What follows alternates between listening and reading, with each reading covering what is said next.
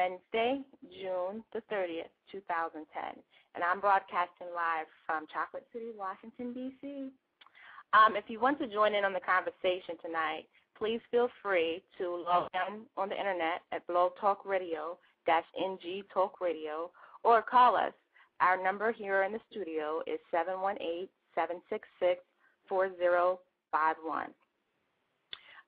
Today is going to be, we're going to hit on a serious topic here that's affecting many people here in our area, in our community, probably ourselves, within our families.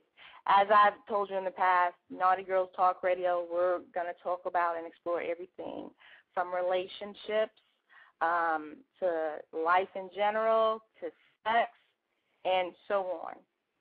To start the 4th of July holiday out, I decided to, give the title of this show Happy Independence Day. And what I mean with that and where I'm going with this is I want everyone to free themselves. This is 2010. Free yourselves from the scars left from sexual abuse, rape, molestation, whatever the case may be. Today, our special guest on the show is none other than the author of Damaged Goods. Please help me welcome Tyra Denine to the show. Tyra, can you hear us? Everyone out there listening, thank you so much for tuning in. This is really something that hits me, that hits my heart. It touches my heart because a lot of times we consider it normal. If we're growing up in a household that's riddled with sexual abuse, with just physical abuse or whatever, we think that as normal. And people don't realize how this not only affects us as a child, but as we go into adulthood and how it affects our self-esteem, our self-worth. Exactly. Would you like to give the correct title of your book and let our listeners know where they could purchase your book if they're interested? Yes, ma'am. The title of my book is Damaged Goods, A Self-Fulfilled Prophecy. And if you log on to doubledapbooks.com, you have links to purchase the books through Amazon, through Borders, through Atlas Books, and also Barnes & Noble. It's doubledapbooks.com. Like, give me some dap. Thank you. And I really appreciate you, joining us tonight with this conversation. This is something that is at home for me and many of my close friends. I even have some family members and so on. And I really wanted to touch on this because it's something that it seems like it lingers on from if it did happen in the childhood or into the adult years, and many people have not let it go. And I know that it is hard sometimes to let it go, but you have to face those demons, have some type of outlet, for that, have a confidant or someone that you can speak to and talk to go over what you're feeling. I know in many cases, we're told to go seek a therapist, seek a counselor, to talk about that. It may not even have to be as far as reach as that. I mean, you have maybe someone like that, sisterly or brotherly, that you can open up to. Many of us have people that are close to us that are going through this right now that we don't even know. A few weeks ago, I had a friend that called me, and their daughter was actually raped. And she called me. She wanted to talk, and she was asking me, what should I do? The first thing I told her to do is believe her, because most of the times that's what that victim needs, is for someone to believe in them, to help them get along. And, having that is like so more important than, doing this, doing that, or whatever. It's just having someone on their side that they can count on. I pulled some statistics up, as I always do. Y'all know I do my research, and I try to bring it when I have it on the show. But it was saying that 60% of the sex offenders that were found guilty, 50% of them are out on parole. So that's another question. They're out there doing these crimes and stuff. What about the legal system? How is that helping and protecting us and helping us to move on? Because most people are scared when they go through this. They're scared, and, it's like some of them will go out and fight and try to, put that, make it aware of what that offender has done. But like I said, 60% of them are released. What are your thoughts on that, Tyra? You know, first I want to say I was actually watching the news. It happens so often, more often than we think, molestation that's going on in family members. And like I said, sometimes you consider that as normal because it not only happens to you, it'll happen to some siblings, some other relatives. I was watching the news a couple of days ago, and they arrested 19 and 21-year-old brothers who had been molesting a 10-year-old niece who was now pregnant with one of their children. And it just broke my heart to have to listen to that, but I know that's reality. You know, and I try to be a realist. You know, I try to say, even though I know that in my household right now as an adult, I take extra precaution to make sure I shelter my children, and sometimes too much. But it was going on so bad in their family that they also, the next day, they had also arrested another relative who had been having sex with her nephews. You know, so where does it end? Where does it end? A lot of times that we think as children, it makes us feel worthless. It makes us feel that we're supposed to say yes to everything because as children, we can't say no and stand up. We're afraid someone is not going to believe us or blame us for things that go on inappropriately. You blame the child. And it's sad. It's sad, and I want to say, too, that October is, I know we're talking about sexual abuse specifically, but within sexual abuse, child abuse is also happening. And October is National Child Abuse Awareness Month, and this is a time for us all to make a difference, for us all to sit back and say we're not going to accept this, whether it has happened to me, a friend, a family member. You have to open up your mouth, because if you don't open up your mouth and you sit there and be quiet about it, it's going to continue, and other people are going to get hurt. So it breaks my heart. It breaks my heart. And like you said, it's about breaking the cycle. Here we have, like, our older generations where it would happen. It was like, shush, let's not speak about this. Let's just move on, not get anyone angry, and move on and discuss it again. But, see, doing that, what happens is with that person, that victim, not taking care of it and getting it nipped in the bud right then and there, having that person to go through that journey with them, it manifests into other things. You know, with the men that have been sexually abused, it finds that a higher percentage of them commit suicide. You know, they're unaware or they're not for sure of their sexuality because it was never really addressed there. We have 25%, 25% of African Americans are these children that are being sexually assaulted. We have 80% of them under the age of 6. And that's what really sickens me as well. Under the age of 6, which could you possibly, I mean, it is an illness. It is an illness. And it's like we have to stop the cycle. We really do. You know, I talk about when it manifests into other things. You know, there are people who, they block out certain portions of their lives. There are women that are walking around here 40, 30, 40, 50 years old who, you know, they're going through something, and some of them may not understand or know what they're going through, but they know or may have dreams, like something may have happened to me, but they weren't for sure. They can't put a picture, they can't put a face to it, and in many of those cases, it's sexual abuse, maybe from a family member, friend of the family, school teacher, whoever, but it was cut. Everything was cut. The door was closed. You know, that individual never had a chance to go on with it. So it's like that portion of their life was closed, which also blocked other, which could have been blessings in their life that they couldn't see because they were blinded by, you know, what was happening in their past that never got resolved. You know that's how I'm sorry. Go ahead. You're fine. That's how a lot, as when I became pregnant with my first son, he's 16 now, I had a lot of nightmares. I had blocked a lot out of my life, the traumas that had happened to me as a child. And finally, when he was probably in the first grade, I decided to seek therapy because it had caused depression. You know, and I had become so promiscuous, you know, in my younger adult life, and I wasn't even sure why, because that's not the lifestyle that I wanted to lead. But it just, every time I turned around, I was with man after man after man. You know, when I finally decided to seek therapy, they had me to start writing journals. You know, he explained to me, the doctor explained to me that my mind wasn't able, I blocked that out in order to keep my sanity. And when my mind and my body was physically able to handle it, that's when those memories resurfaced. And that's when I had to deal with those, because having children, and I guess that's God's way of letting us know, you know, it's some issues you have to deal with. And now that you're you have children. You don't want that same cycle to continue. You want to protect them, and you want to be aware of your past so that the cycle will not repeat itself. And I thank God that I was knowledgeable enough to know that something is wrong with me. I'm depressed all the time. I'm unhappy. I'm miserable. Something is wrong with me. I need to figure out where the root of my depression is coming from. And then as I sought therapy, I realized the root of my depression came from my childhood. I couldn't blame a man in my adult life, for all the stuff that I was feeling. I couldn't blame a man for my low self-esteem. I couldn't blame a man for me not feeling worthy. That all stemmed from my childhood.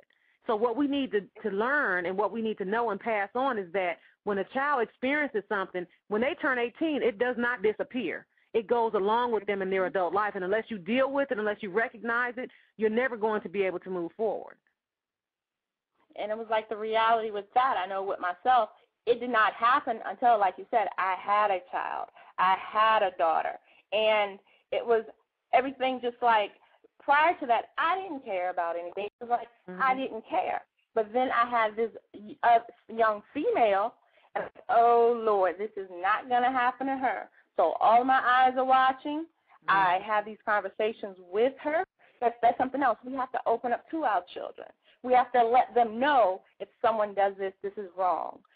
Not to be scared. Many of the offenders will actually intimidate the child, the young adult, or whatever, into thinking, this is wrong. If you tell someone that this happened, they're going to look at you dirty, or, they're not going to believe you, or whatever. We have to teach our children, that it's okay. We have to have that relationship with our kids where they're not afraid.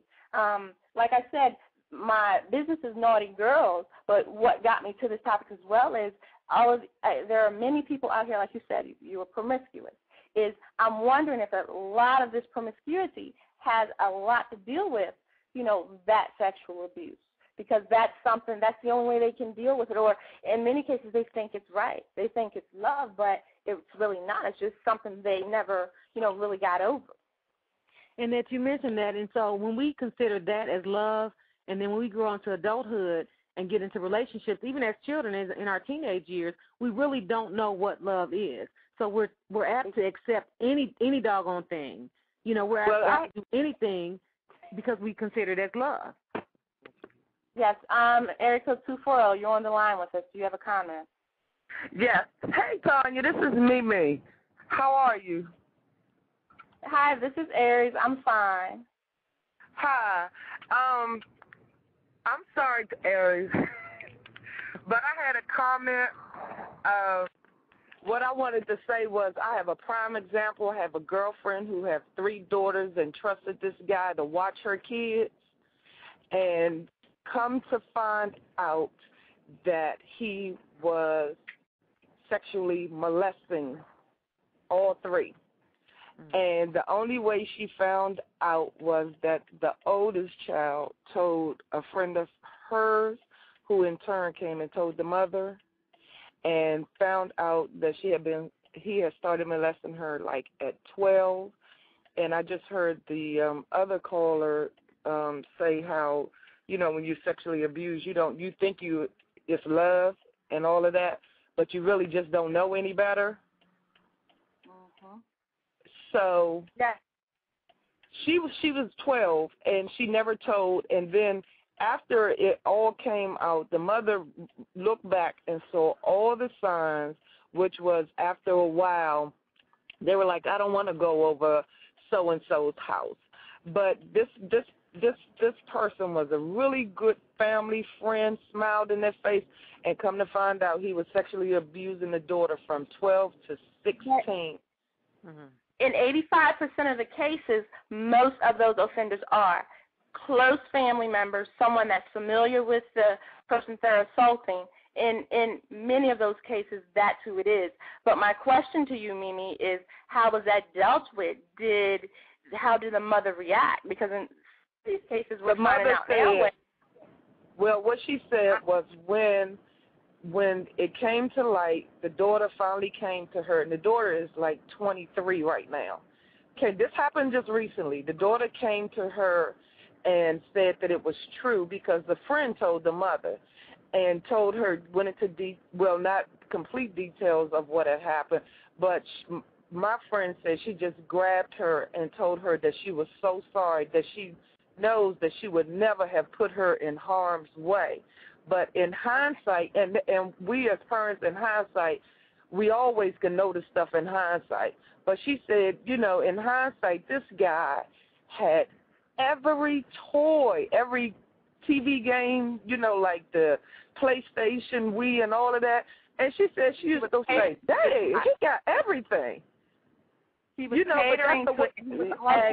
Exactly. He was making it so that the kids wanted to come over. You know what I mean? And she said in hindsight, she said to herself, God, you know, he got everything, every game. You know, and then being that her daughter was so young, she probably thought that she was in love. And then after the police report, yeah, and after she immediately went and reported this guy, and it came out that basically he had her doing everything, oral sex. He was her first and everything, and he had the nerve. Now, I'm going to tell you how people like that are so sick. He had the nerve to contact her, at the mother, and say she wanted it. It was consensual. How is a 12 to 16-year-old, you know, want to consent to something like that? That's what I want to add on as well is, you know, when you have someone 11 or 12 years old, how can you say it was consenting? That is the thing. How can you say they don't even really know about sex? Yeah, we have these girls, and let's admit we have our fast-ass girls out here. Let's put it out there. But they're just mimicking what they see. They really don't know. You know, so that just sickens me, as Tyra said. Tyra, how would you like to comment on that? Do you have anything that you would like to add to Mimi's comments that she just made? Yes, I'm thankful that she did report it to the authorities, because often in the black household, we'll say, you know, we'll just let God handle it. You know, I don't want to be the one to send my brother to jail or my nephew to jail, but then you give him the right to continue to do it to that person or someone else. So I just thank God that it was reported. And I'm going to tell you, God was still looking over him, because of the simple fact, if it was any other crazy family or, you know, a family that wanted to hurt him, they had reason to do that. But this family with the quickness. Now that you got that up, okay, let's touch on this. There are so many people, myself included, and you too, Mimi, are you a parent? Yes. Are you a parent, Mimi? Okay, you're a parent. Tyra, you're a parent. We will all say, if anyone ever touches my child, I will do X, Y, and Z. But really, how are these parents really reacting? Let's look at the statistics here with the children not getting counseling and stuff. You know, we'll always hear in our intimate conversations where a parent, friend, or child, getting all into this, where a parent or a loved one will say, if anyone ever touches this child, I'll do X, Y, and Z. And they could be speaking directly to the offender. And all along, when it does happen and that parent or guardian or whatever is made aware, you know, I know what I think and know they should do, but are they really doing that? No, you know, go ahead. No, I was going to say, but the thing about it is all the kids are in counseling now, and she really asked the middle girl, you know, did he touch you? And she was going, no, Mommy, you know, and what was really, really amazing is that none of the girls knew that he was touching the other. And then finally the middle girl was denying it. And so that night, when my girlfriend woke up the next morning, the middle daughter had sent her a text message saying, yes, he had touched her. But from what they found out thus far, the oldest one was the only one he penetrated. The other two, it was just basically, you know, touching them, you know. But you know what? It affects you mentally the same. You know, whether you attempt to rape me or whether you fondle me or whether you actually penetrate me, mentally I'm still devastated. There's still going to be something wrong with me if I don't deal with these issues. Right, but she did. They're in counseling. If I'm not mistaken, the counseling started this week. So, I mean, I felt like she took, the correct The action. appropriate actions. Yeah, she did. And she is one of those parents that we do applaud, but there are so many out there, like Tyra said, where we have to keep it hush. Let's not talk about that anymore. Absolutely. So I have another caller that wants to join us. I have another joiner that wants to call us, area code 217. Would you like to comment on this? Hi. Area code, yes. Okay, hi. My name is Ngozi Onora, and I'm from Hi, Ngozi. Hi, Tyra. I grew up with Tyra, and so the question I have is this. As an educator, as a community resource person, what were the signs that someone could have paid attention to say, this is a child that looks like they need help? Were there things, Tyra, that when you think back, that if others had paid attention, they would have known that something was wrong? They may not have understood the depth of what was happening to you, but they would have been alerted or clued to the fact that something was not right. Well, I think the fact that a wonderful job of hiding it. Well, and the thing is because, Ngozi, like you said, we grew up together since first grade. And you know that I hated being at home. But the sad thing is that a lot of people mistook that as I didn't want to babysit, because one of my uncles, who was actually a molester, would drop his kids off over there. They look at it as if you don't want to clean up. You don't want to do all these other stuff as far as adults. Now, we both were kids, so we weren't really educated at that time to know the signs and know things that were going on. But as far as adults, being uneducated or just listening to, seeing that my mom had a house full of kids, they were just thinking, okay, she don't want to babysit. Okay, she don't want to clean up. She's lazy. She's doing everything she can to stay away from the house.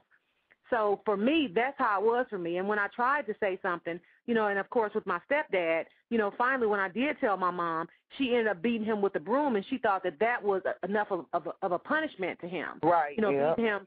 Exactly. And so she thought she had handled it, and she didn't want to take it any further because she didn't want the repercussions as far as his family saying, you put him in jail. You did this, you did that. Eventually, we left. She divorced him, and we moved back to Ohio. So for me, the signs were for me is the fact that I just hated being there. Right. But what about the teachers? Ever received? Pardon me? What was that? Was counseling ever received? No, I never received counseling as a child. Now, as an adult, once I had joined the Navy and I had become more familiar and I had taken classes in psychology and things of that nature, I was more educated to know that this is what I needed. But my mom was not a high school graduate. She was. Was your book also a therapy for you? Because that was like an outlet for you. Do you also see that for you? That was my outlet, because early on I would write poetry. I would just write just to kind of as an escape. Writing was my safe haven. And that was my means of escape. And I did that whenever I did have, that solitude in the house. Whenever I did have a moment of peace at night or whatever, I would just take my pen and I would just start writing. And that was my way of escaping. Everybody has their own way of escaping, but that was an escape for me, and I think that's what saved me. And eventually that's what prompted me to write this book, because I had all these journals, all these poems that I had created from childhood, and I thought that would help, someone else going through the same thing. Yeah. Wow. But as an educator, like Ngozi was asking, as an educator, what do you look for in the classroom, as far as signs? And I can't answer that. Maybe one of you can. So because, every child goes through adulthood, adolescence, or whatever differently. How can you really pinpoint that? I don't think you can with all the changes that children go through. But if everything is okay, if everything is okay 1 week, and then you start seeing a change in this child's personality, and maybe that child just not being the child that you already know something is wrong. So it's just a matter of, if they're not their normal self, you already know that something is wrong. You may not know what at the time, but something is wrong. And it's just a matter of maybe, having that child, building up some confidence with the relationship between you and that child, that maybe she will eventually, express what's wrong. Yeah, He or it says he, here because that there's a lot of boys. young girls who are forced to have sex are 3 times more likely to develop psychiatric disorders and abuse alcohol and drugs as adults. But you know what? I'm gonna tell you. But I'm gonna tell you all also, as a parent, we see differences in our child. And Tanya, I mean, Ari. You hit it. Ari. Yeah. You hit it. You hit it on the nose, because I'm gonna tell you a prime example that we overlook and say something wrong, but keep going. You know what I mean? I'm gonna tell you a prime example, because my son, when he got this girl pregnant, I knew something was wrong, but I attributed it to something else, like he didn't know what he wanted to do, like he didn't know if he wanted to go to school. You know, I looked at everything else but that. You know what I mean? Can I have that on 4, please? And you know, he was losing weight, and you know, I was like, oh man, he looks, you know, like something is really and I would just say, you need to go out there and really hustle to try to find your job. But that wasn't even what was wrong. But at least I noticed something was wrong, and what it was that he didn't want to tell me because he felt like he had let me down. But I noticed something was wrong, but I was on the wrong track. And that's, you know, and the fact that you say that is one, I don't know how many children you have, but when you have 8 kids and when you're struggling, it's hard to pinpoint each individual child and try to figure out what's going on. My mom had 8 kids. You know, she had 5 from her first marriage and 3 from a second marriage. And that's why I don't blame her. To this day, I don't blame her, and I have closure, and I've prayed on it. You know, and I realized that she did the best that she could. Right. She was just trying to make it. Right. She was trying to make it, and that's another reason why I only have 2 children, because I think there's no way I can possibly. It's hard enough having 2 kids and trying to figure out their personalities, the differences, and their needs and their wants with 2 kids. Imagine if I had 8 kids. Exactly. Yes, and what I agree with that. It's also it's not their fault. Some parents think, oh, it's my fault. You know, this happened. It's not their fault. You know, in many cases, they could not have stopped it. Like we said, some of the signs, there may have been some signs, but not many. So that's the first thing is, you know, many parents take on that guilt themselves, too, thinking, oh, if I shoulda, woulda, coulda. But how could you have it's not your fault. But let's keep it real. While we're talking about this, let's keep it real, because there's some parents out there that know. That they know, they figure they want this man so bad, they want this man in their life so bad that they're going to sacrifice whatever they need to sacrifice in order to get a little bit of help. That's right. Yes. So what do we recommend, Tyra? What would you recommend here tonight for our listeners that may have gone through this, through our listeners that may suspect that this may be happening to their little girl? And let's not leave out the males, because this is happening to males as well at an alarming rate. So what can we do to kind of help move on to, like, free ourselves? Your outlet was writing. Some other outlets may be, you know, acting out, like putting that time and effort and all that energy towards something. What are your recommendations on how we can move on and free ourselves from this? Well, first of all, I want to say, even as a parent, if you establish an open line of communication with your child and you allow your child to feel comfortable telling you if something's right, if something's wrong, if they feel comfortable talking to you about anything, a lot of times predators can see that this child is never going to tell. This parent never even notices this child is even in the room, and they know who to target. So if we make it very obvious, not just to our children, but to people around us, because oftentimes it's the people that's in their immediate environment that's actually abusing them, to open that communication. You know, and then as an adult, for those people that have gone through it, like myself, you know, I had to have some closure. I just didn't like the way my life was heading, because I knew I deserved so much more. I just didn't know how to get it. I knew that I wanted so much more. I wanted to be normal. Even as a child, I wanted to be normal. But the first thing I had to do was not allow anybody else to determine my happiness. I had to sit down. I had to have my relationship and my talk with God and say, God, I'm begging you. You know, this is where I want to go. This is where I am. Please show me the different avenues that I need to take to get there. And if you establish a relationship with God, nobody's perfect, because I falter even now. I falter even now, and sometimes I get in those moments where I want to ball up in a corner, but I pick myself up. I pray I pick myself up. So the first thing I would suggest is that you establish a great relationship with your daddy, the Almighty God, first and foremost. Secondly, don't expect, because a lot of people aren't going to validate what they did to you. They're not going to say, okay, I did this and I'm sorry. You got to get to a point to where, exactly, well, you don't expect that. Well, I'm going to be happy. I'm going to move on. I'm going to be prosperous. I'm going to love myself regardless of what anybody thinks about me. So what happened to me in the past, I am starting from today, from right now, and I am going to be victorious. Right. Yes. And going on what you said as well, most of the predators, they will put the blame on that victim, as we said earlier. Absolutely. But I think also when that predator is so much older, they very good at what they do, and they convince these girls or the guy that they love them, and this is their, they're their boyfriend, because a young child doesn't know any better. You know what I mean? But they know who to target. They know who to convince. They know who is the weakest. Exactly. Yeah, so that's why I said if you establish communication with your child, even if you're a single parent, a single mother, or a single father, I really believe that even though my ex-husband and I, we're not friends, and I'm going to stop pretending that we are, but I am glad that I made sure that the communication and the relationship with my boys that they had, that it was open. And people know they got a mama and a daddy that loves them, and it's going to be hard to get past us. Whether we like each other or not, it's going to be hard to get past us when it comes to our kids. Right. Yeah. Exactly. Mimi, are there any last words that you want to add to the conversation? Excuse me? Mimi? Are Are there any closing remarks that you would like to add? I agree with everything you just said. Okay.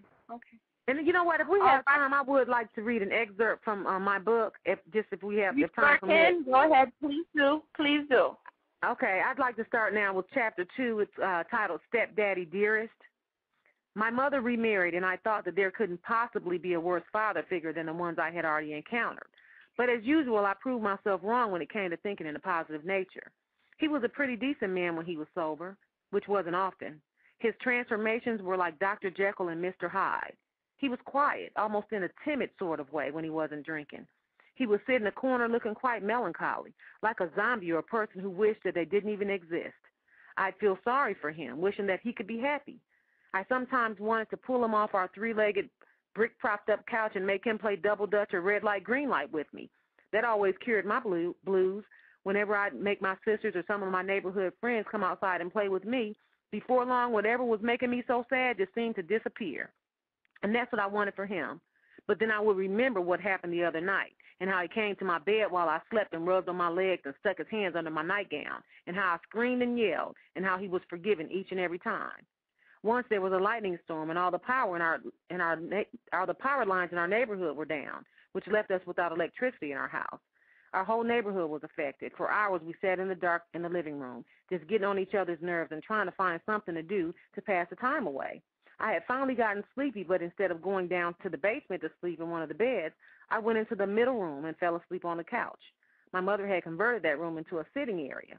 In it, she had a couch and a couple of end tables. Lightning always frightened me. For whatever reason, I used to think that God was angry at all of the sin in the world, and that was his way of crying out to us to live better lives and follow his word.